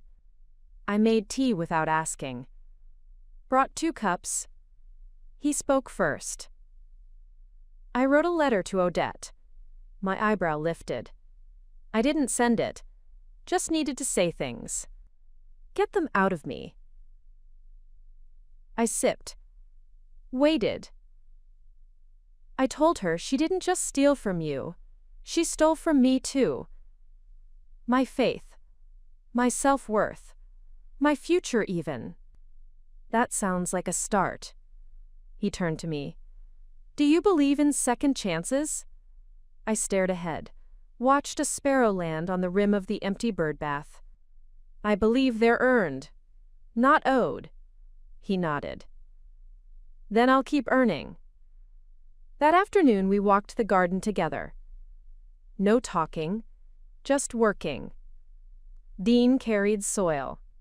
I pointed where it went. It wasn't healing. It was building, brick by brick. Jada called with updates on the international charges. Odette was formally under investigation in 3 countries. Assets frozen. Passport revoked. Extradition requests filed. Everything she tried to vanish is being pulled back, Jada said. She'll try to blame everyone but herself. Doesn't matter anymore. The truth's too heavy to move. That night, I opened the drawer by the sink, pulled out every letter I'd received during the worst of it. The threats, the lies, even Dean's early apologies. One by one, I fed them into the fireplace. The paper hissed, curled, blackened. Ash is lighter than guilt. And I'd carried both long enough. The next Threshold Circle initiative launched on the first day of spring. We called it House to Heart. Volunteers visited elderly residents across the region. Not to ask questions, not to investigate, but just to listen. To show up. To remind them they were seen, known, valued. Sometimes, a cup of tea and a question, "How are you, really?" was all it took to stop a disaster before it started. We caught a fraud in progress that way. A woman named Ruth, 82, had just been visited by a man offering, quote, property consolidation services. One of our volunteers overheard. We acted, and Ruth kept her home. Another name, another spark. The garden bloomed wildly that year. Not tidy, not planned, but defiantly alive. Like the women who stood in it every week. And the story wasn't ending. It was unfolding. Petal by petal. Flame by flame. Spring broke through the earth like a promise we'd all been too afraid to speak aloud. The lavender bloomed first, as it always did. Stubborn, fragrant, unruly in its reach. Walter used to say it was a selfish plant. I always told him it was brave. By mid-March, the Threshold Circle had blossomed into a movement with branches we could barely keep track of. Wales. Scotland. 2 chapters in Ireland. One just opened in Lyon, France. They didn't all follow our model exactly. They didn't need to. Because the heart of it, the real work, wasn't in the forms, the bylaws, the logos. It was in the way someone sat with you, looked you in the eye, and believed every word you said before you had to prove it. That's what changed things. That's what kept them coming. We started receiving letters from women who wanted to open their homes as local points of contact, not offices, just spaces, safe ones. A couch and tea and time. We made a map, called it the Welcome Grid. Dean helped digitize it. He didn't come to the big meetings yet, but he showed up where it mattered. He fixed our website's accessibility issues, added translation plugins. He sat quietly in the back during a session on legal recovery in cases of manipulated wills. Clara said to me one day, "He's walking differently now, shoulders down, less armor." I told her it's hard to wear shame and pride at the same time. He'd finally dropped the wrong one. The government formally passed the Elder Safeguard Act by late April. 5 points of action, 3 years of funding, new accountability standards for legal practices handling estate transitions. It wasn't perfect. No law is. But it meant something. Because we were in the room when they wrote it. And the women who had been erased became the architects of a wall no one could walk through again unnoticed. I received an invitation to speak at a conference in Geneva. I declined. Instead, I nominated Clara. She told our story on a stage with glass walls overlooking a snow-peaked lake. When she returned, she handed me a rock. "From the shore," she said. Solid, unmoved. I placed it in the garden, right at the center of the path. People trip on it sometimes, but they always notice it. That same month, a familiar name reappeared. Odette Desroches had been denied bail. The international inquiry revealed layers of shell companies, fraudulent endowments, and dozens more families she'd targeted.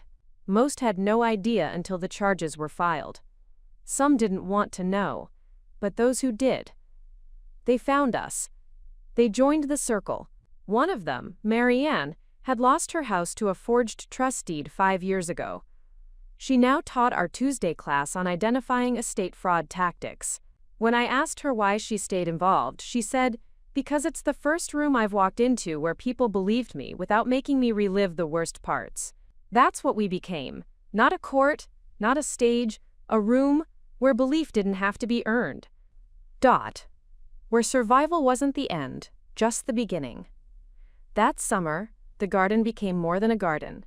It became a meeting space. We added benches, an arch of ivy, a wooden sign that said, "Your home." People laughed. Some cried. Some did both in one breath. I didn't lead every session anymore. I didn't have to. Maria and Elise and Clara knew what to say and when to say nothing. I spent more time on the porch. Cat curled at my feet, mug of tea cooling too fast in my hands. And when the wind passed through the trees just right, I swear I could hear Walter hum under his breath. That old tune from the kitchen radio. Dean brought me a birdhouse he built from reclaimed fencewood. "It's not level," he said. "It's real," I said. We mounted it near the back fence. Sparrows found it within days. Jada stopped by that weekend. She had good news. Our group had been nominated for a national civic honor. Recognition, visibility, a grant. I smiled but didn't beam. "You're not excited?" she asked. "I am. But recognition doesn't build what we build. Time does. People do." She nodded. "Still, you deserve it. I'll accept on behalf of every woman who never got to sit in this garden." She said nothing, just reached across the table and squeezed my hand. We lit candles again that night, for no reason but because the dark had started arriving earlier, and because light feels earned now. Dean read a poem aloud. His hands shook, but his voice didn't. It was something he wrote, about houses, about breaking and mending, about doors that open inward. When he finished, no one clapped. We just breathed it in, a silence of understanding. I stepped inside alone after the last guest left. The house was still, but not empty. Never empty again.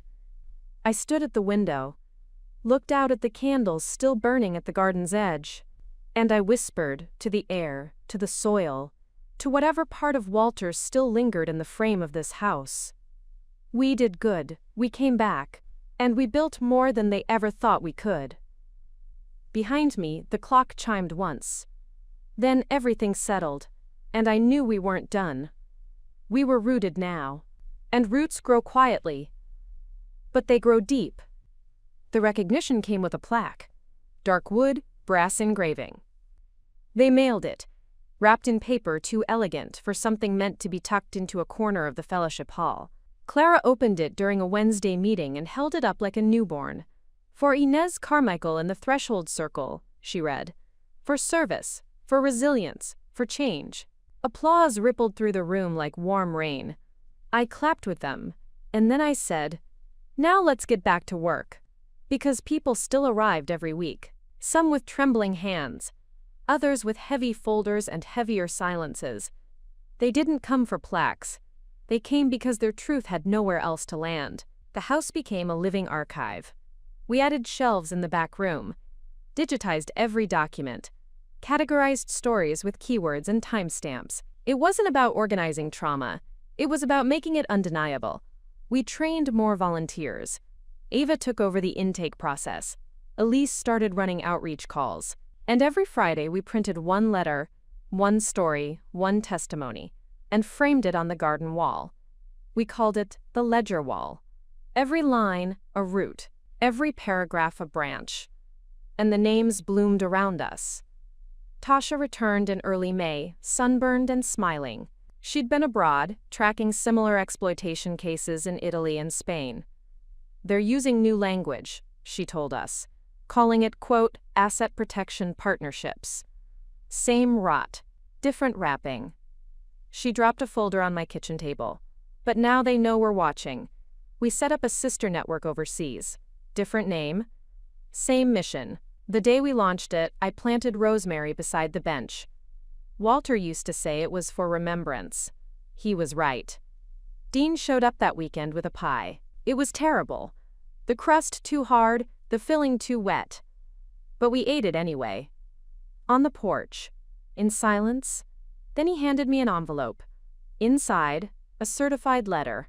He'd finalized the paperwork on a fund. A scholarship. For legal students who commit to working pro bono elder cases in underserved communities.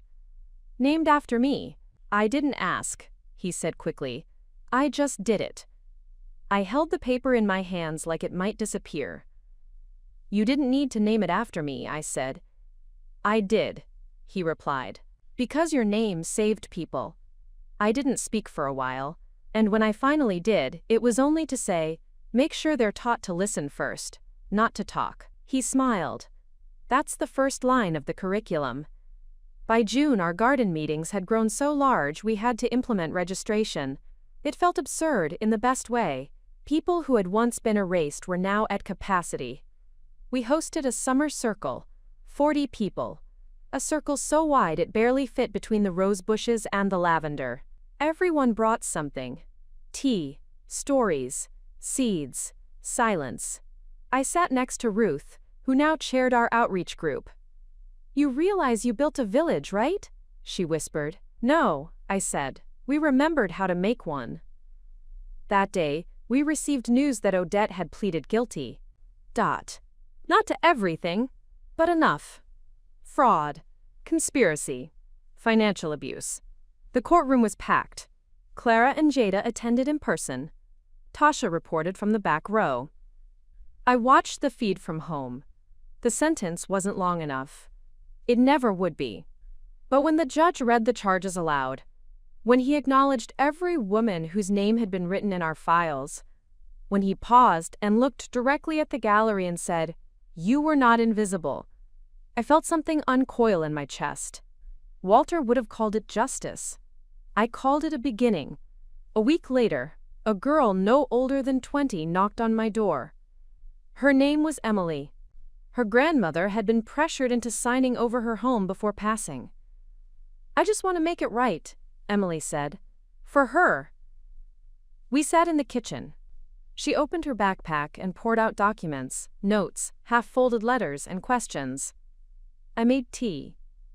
Listened. Wrote down what we needed. Sent her home with a packet and a hug. That night, I lit one candle. Just one. The rest of the house stayed dark. Still. Full. Dean came by Sunday. He'd started dating someone. Told me over coffee. She teaches music. At the community center. That's good, I said. Music's how people heal without realizing. He laughed. I think you'd like her. I didn't reply. Because maybe I would. Maybe I wouldn't. But I was glad he had someone to share the quiet with now. The garden saw its first baby christening that summer. A young woman named Nia, whose grandmother we'd helped reclaim tenancy after her eviction had been ruled illegal, brought her newborn to the circle. She asked me to hold her. The baby's name was Grace. She weighed nothing, but she carried everything. I held her and thought of every name that had come through our door, every hand we'd held, every story we'd put back together, and I whispered into Grace's tiny ear, "You don't know it yet, but the women before you made sure the ground you stand on is yours." She yawned, slept. The wind passed through the garden, and I knew we were only just beginning to bloom. By mid-July, the garden paths were nearly lost beneath the sprawl of summer. Everything was bigger than it should have been. The sunflowers stood like sentries over our benches, the mint had taken over half a planter, and the lavender stretched like it was trying to pull sky to ground. But I didn't cut anything back, because sometimes growth is wild, and sometimes wild is necessary. The day Grace's mother brought us a thank you card and a tray of sweet buns still warm from the oven, I cried again. Not because I was overwhelmed, because I wasn't. For once, I wasn't drowning in it all, I was floating. Steady. Held up by roots and people, and something stronger than my own grief. That morning, we added another framed letter to the ledger wall. It was from a man. Arthur, 79, had spent the last 2 years in silence after his daughter manipulated him into signing over his home. He had found us through Tasha's reporting and joined one of the online sessions quietly under an alias. When he finally came forward, he wrote, "They said I was confused. They said I was lucky to be cared for, but I wasn't confused. I was scared. And I was alone, until I wasn't. Until you." We framed the letter. We placed it between Elise's case notes and a photo of Clara's first protest sign. Arthur arrived 2 weeks later. He wore a crisp blazer and old boots, sat on our bench like it had always belonged to him. No one rushed him. He stayed 3 hours, didn't say much, just listened. When he finally spoke, it was only to say, "This place, it reminds me of the shed I used to fix clocks in. Time felt different there, like I was part of it, not chasing it." That stuck with me. We began to call our Saturday open gatherings clock days. No set agenda, no pressure, just time, shared, unburdened, unmeasured. People brought knitting, sketchbooks, crossword puzzles. Some brought nothing but themselves. It became the one day a week we didn't talk about trauma. We just existed. And that was healing, too. One afternoon, Ruth brought a portable record player. Dean found an old jazz vinyl in a charity shop. Someone danced. Then someone else. Then all of us. We weren't graceful, but we were free. That freedom, that weightless kind of joy, used to scare me. Because it felt fragile. Now I understood. It wasn't fragile. It was fought for. And we'd earned it. Late that night, after everyone had gone, I sat in the dark with just the breeze and the soft scrape of leaves along the brick path. Walter would have hated how unruly the garden had become, but he'd have loved the people in it. He'd have loved Arthur, loved Grace, loved Dean, finally learning the long, slow language of redemption. I looked around and realized the house no longer whispered with loss. It breathed, alive, spacious, warm. Dean had offered to repaint it months ago. I declined. "I want the paint to show what it survived," I told him. He'd understood. Tasha published a book in August. She dedicated it to, quote, "the women who chose voice over silence, even when silence felt safer." I read it in one sitting, cried at page 43, laughed at 81. Dog-eared 117 because it mentioned my cat by name. We had a book launch in the garden. Candles. Wine. Sunlight caught in paper lanterns. And afterward, in the hush of post-event cleanup, a woman approached me. She was tall, angular, eyes like a dusk storm. She said, "My name is Brigitte. I used to work for someone you might know." I waited. "Odette," she said. I didn't speak. "I left before it all fell apart," she continued. "But I knew what she was doing. I didn't stop it. I wanted to, but I was afraid. I was complicit." I studied her. "Why now?" I asked. "Because your story reminded me that silence is a kind of theft too." She handed me a small, leather-bound notebook. It's hers. Her private notes. Appointments. Handwritten lists. I held it like it might burn. "Why give it to me?" "Because you know what to do with it. And because I think Inez Carmichael is the only name that deserves to hold it now." I didn't say thank you. She didn't expect me to. When she left, I took the notebook to Jada. We opened it together. Names. Lots of them. Some crossed out, some circled, some annotated in the margins with phrases like pliable, distant relatives involved, inherited soon. It was a playbook. Proof. Jada's hand shook as she turned each page. "We can use this," she said. "We have to," I replied. The threshold circle took it to the press. Carefully, deliberately, we redacted private details, protected identities. But the pattern was laid bare, a story of calculation, of predation dressed in paperwork. The headline read, "She called it legacy, the ledger of a silent thief." The nation erupted again. Investigations reopened, cases retried, people believed, and beneath it all, the garden remained, still wild, still sacred, still ours. A woman named Fiona came the next morning. Early 60s. Former teacher. She walked the entire garden path before knocking on the door. When I opened it, she simply said, "I read the article. I thought I was alone." I smiled. No one who reaches this house ever is. And I meant it. Every word. Because this house, once stripped from me, now held more than furniture and memories. It held return. It held reckoning. And it held the power of a name. Mine. Once erased. Now written into the roots of a movement that refused to forget. The garden grew quieter in September, not from absence. From arrival, there's a kind of hush that settles when people start feeling safe. Not a silence born from fear or suppression, but a shared stillness. The kind you feel in libraries, in hospitals, in sanctuaries. Our sanctuary had no pews, no altar, just benches, weather-worn and mismatched, and people who finally knew they were seen. By the end of the first week of the month, the Threshold Circle had over 60 active volunteers, 4 regional chapters, and a digital network that stretched farther than we could count. Dean built a dashboard for tracking case outcomes. Ava coordinated training with local law students. Clara and Elise started mentoring new advocates. I kept my seat on the porch. Sometimes that's where I did the most. Listening, observing, letting people see that leadership didn't require standing in the center. Sometimes being an anchor meant staying exactly where the tide returned.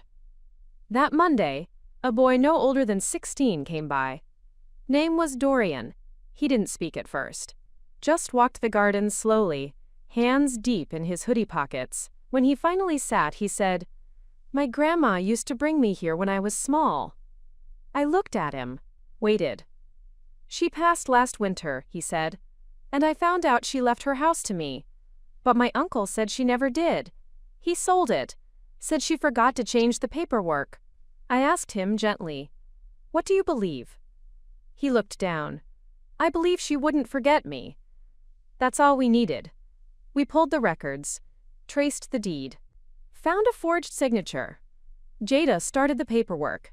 Dorian stayed involved, showed up every week after school, helped sort documents, carried chairs, repaired a squeaky gate with Dean one Saturday. By month's end, the property was flagged, an injunction filed, the case moving, and a boy learned that legacy wasn't about blood. It was about memory. That same week, I found a small envelope tucked under the garden gnome Walter painted to look like Churchill. Inside, a torn journal page. Odette's handwriting. "I still believe I was offering safety, and I still believe you think you weren't." There was no signature. But I didn't need one. I didn't show Jada. Not because I wanted to protect Odette. Because I didn't want to give her more pages in our book. We'd spent enough words on her. This chapter was about what bloomed after her. Like Naomi, a retired nurse, who joined our circle after helping her neighbor fight a forced estate seizure. Or Helena, who translated every document into Urdu and Bengali so that no elder in her community had to depend on someone else to explain their rights. Or Jeremy, who'd been homeless for 4 years after a manipulated lease transfer. He now managed our donations. The house held them all. The walls remembered. Dean started spending mornings here. Not talking, just present. One day he repaired a hinge. Another day he planted carrots. He didn't ask for praise. I didn't offer it. But once I placed a fresh mug of tea next to him and said, "Walter would have liked you better now."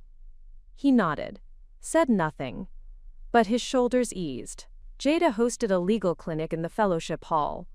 We helped 22 people in a single weekend, reversed a transfer, froze an account, stopped an auction. I saw the papers, but what stayed with me were the faces. Relief isn't loud. It's the quiet breath people take when they stop bracing for pain. In the middle of September, Clara's health took a turn. She called me from the hospital. "It's not serious," she said. "Just my heart remembering I'm human." I brought her a sketch pad. She drew the garden from memory. Even got the lean of the ivy arch just right. The sketch hangs above our tea shelf now. Clara returned by the end of the month. Thinner, a little slower, but louder than ever. "I'll rest when the trees do," she said. Elise told her the trees rest one leaf at a time. "I've got thousands," Clara replied.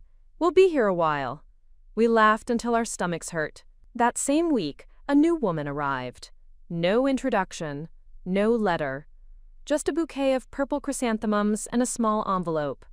The note read, "I never thought I'd say thank you to a stranger." But you weren't a stranger.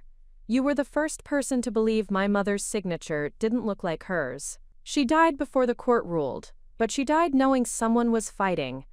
And that changed everything. We added it to the ledger wall. Letter 127. I walk by that wall every morning. Touch one frame. Breathe it in.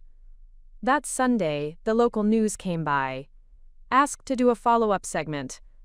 I declined the interview, but I offered them tea and pointed them to Elise, who told the story the way it should be told. Measured, clear, unwavering.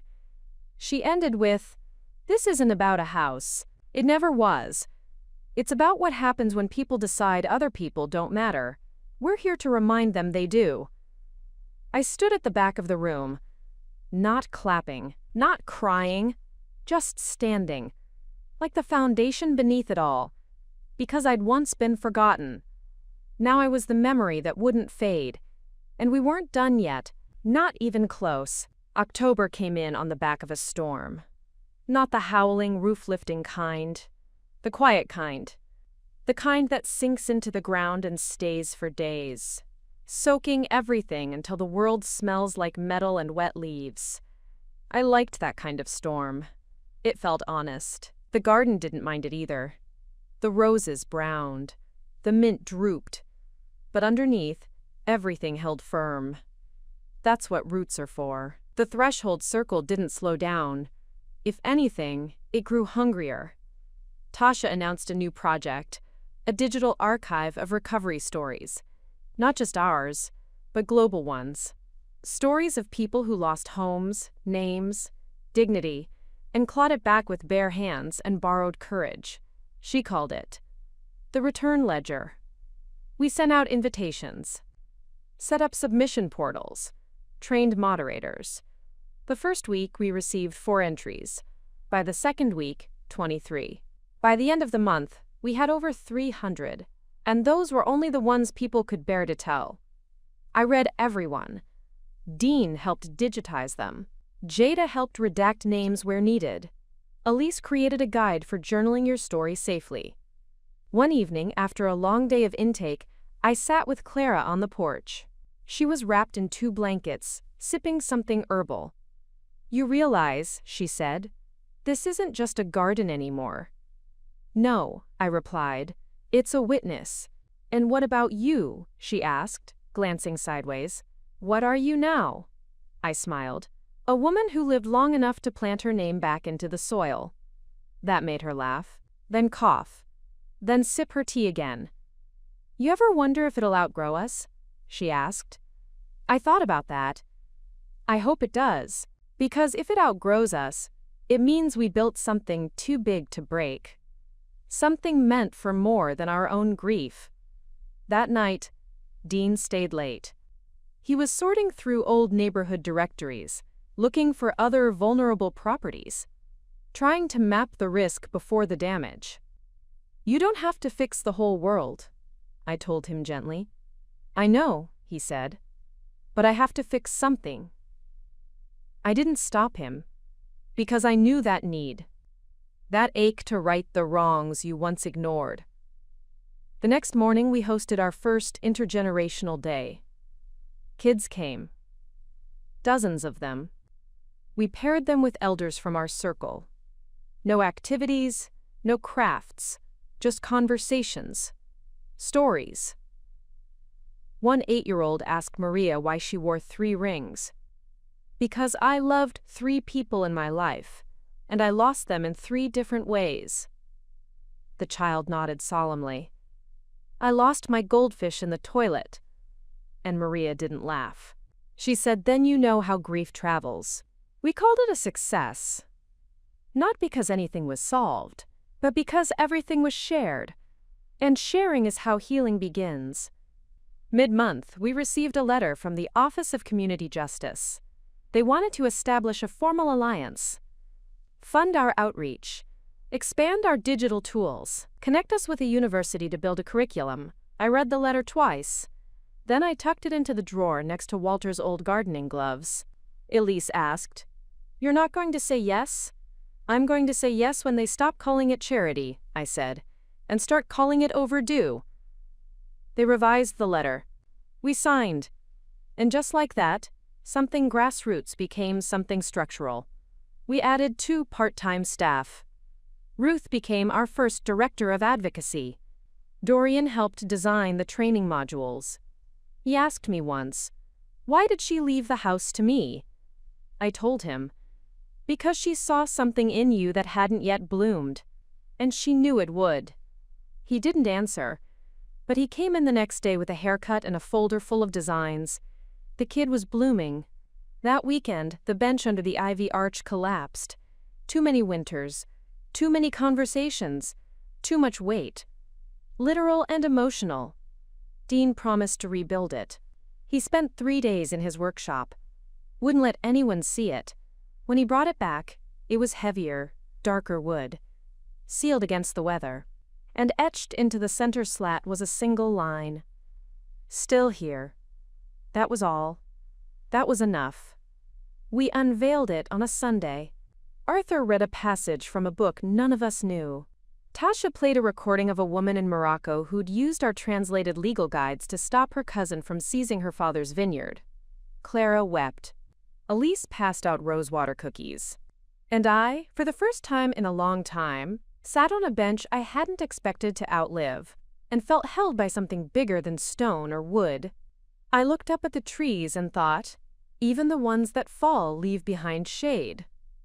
That night we started compiling the first Threshold Circle annual report. We wanted it to be more than numbers.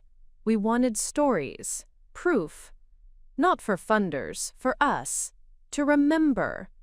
Because the world forgets women like us, forgets how often we bend, and how rarely we break, until we choose not to bend anymore. And instead, we root, and we rise, together. November's arrival felt like a held breath finally exhaled.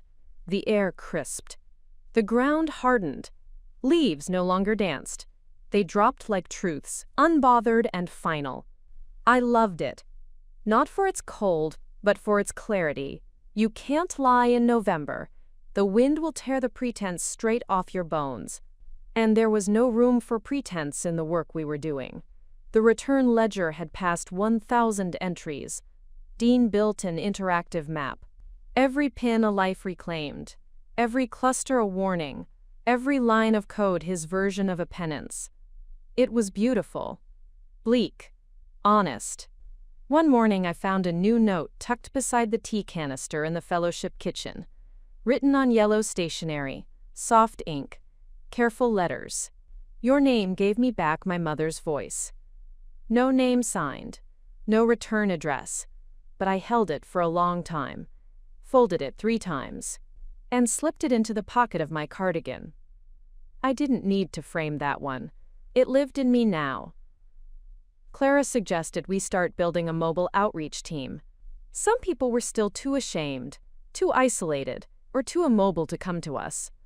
So we'd go to them. Elise and Dorian led the pilot trip. They visited 3 towns. Met 9 women. 1 man. Each story different, but stitched together by the same thread. Being believed was the first time they didn't feel invisible. They returned with more than notes. They came back with faces. And we remembered again. This wasn't theory. This was people. Jada expanded the legal program. Brought in younger students. Taught them how to read beyond the ink. How to listen to the breath between sentences. They'll change everything, she told me over toast. Only if we teach them to value the truth more than the win, I replied. She nodded, slow. They will. Because we did. That Thursday, the garden hosted its first memorial. A woman named Evelyn, 81, former librarian. She passed in her sleep, finally home after winning her case just 2 months before. Her niece asked us to hold the service here. I can't think of anywhere she'd want more, she said. She called this place her real house. We lit candles, told stories, read from her favorite books. And when it rained, no one ran. Because some goodbyes deserve to be baptized. After the service, Dean stood beside me under the arbor. She never had kids, he said. No, I replied. But she left a legacy. He watched the water run down the bench he'd built. I'm still figuring out how to carry mine. You're not meant to carry it alone. That night, I received a call from a woman in Yorkshire. Inez, she said, her voice gravel-worn. I'm 93. I was told not to call. But I did. Because I don't want to die without saying it. What you built, what you made space for. It matters. And you matter. Even if we never meet. I didn't say much, just cried with her, and promised her name would live in the ledger. Agnes Beaumont. A name not erased. A life acknowledged. We added her photo to the wall the next morning. Clara whispered, "She'll outlive all of us now." Yes, that's the point. As the month wore on, I noticed more people walking the garden at night. Not trespassing. Returning. There's a rhythm to healing. A pace unique to every soul. And sometimes it demands quiet. Darkness. A space where you don't have to smile while you repair. So we left the gate open. Always, we placed motion lights. And a guest book. People signed it in the dark. Some left notes. Some just initials. But the ink kept flowing. That's how we knew the wound was still speaking, and the garden still listening. Dean found an old cassette tape one morning, from Walter's Things. It was labeled simply, November, 92. He played it, crackling, weathered, but there it was. Walter humming, talking to himself as he trimmed the hedges. Roses look like they're lying today, he murmured, pretending they haven't already died. Brave little liars. I laughed, cried, then laughed again. I had forgotten the sound of him. The tape now plays every Sunday at dusk, soft. Background, a heartbeat through static. That last week of November we held a gratitude circle. Everyone brought something that reminded them of someone they refused to forget. I brought Walter's gloves. Elise brought her mother's scarf. Tasha brought her daughter's first drawing of a house. Dean brought a photo. One I hadn't seen. It was of me, on the porch, last year. Alone, but not lonely. Watching the wind play with the garden like it was part of the story.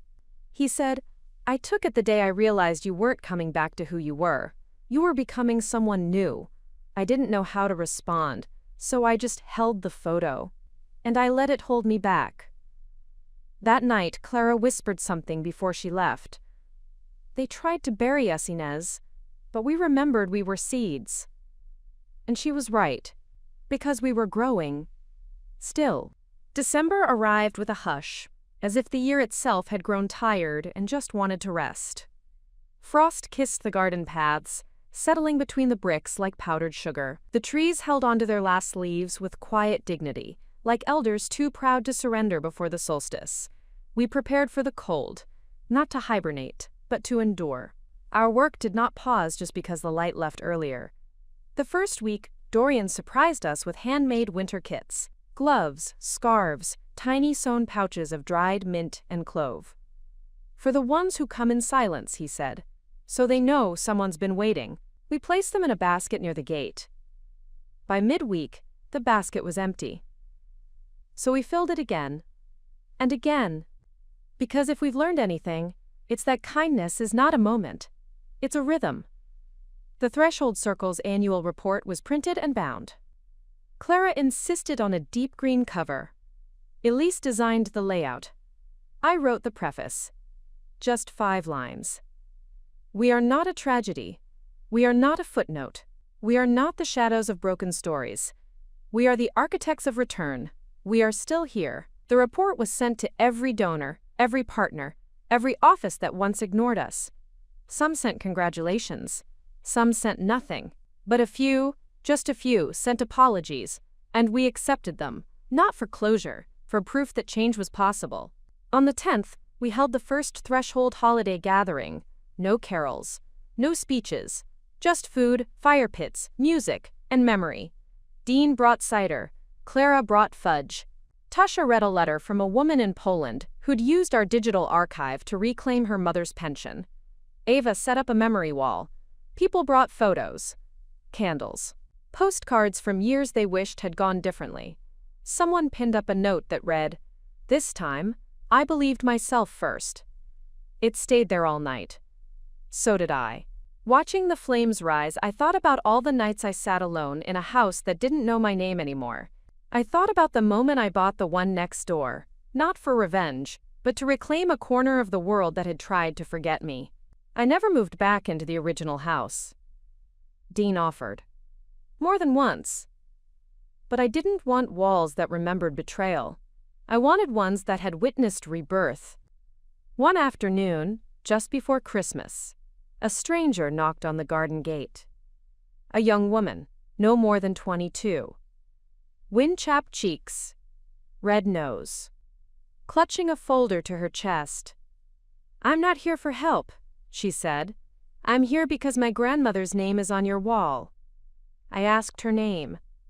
Valerie Beaumont, Agnes's granddaughter. She used to talk about this place like it was a person, like it listened. Asterisk. "It did," I said. "She told me that one day, if I ever got lost, I could come here. So I did." We sat by the cold ivy arch. I brought her cocoa. She brought her questions. I answered what I could. And when I couldn't, I just stayed beside her. Sometimes, presence is the answer. That same week, Jada got engaged.